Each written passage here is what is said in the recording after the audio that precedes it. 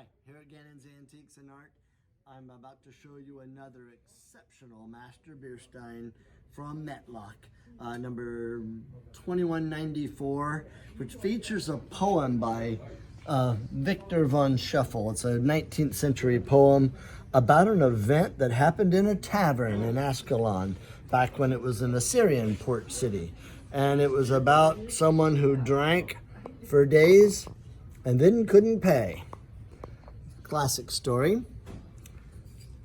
It even shows him being booted by what he referred to as the Nubian bouncer.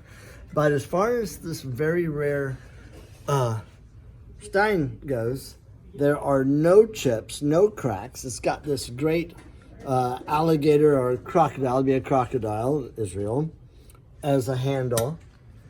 It's got the several panels and cameo relief, and it's got that 19th century poem. There are no chips, no hairlines, no cracks, no dents in the pewter. You've got the nice insert, sea turtle. All in all, this is an exceptional master beer stein or pitcher.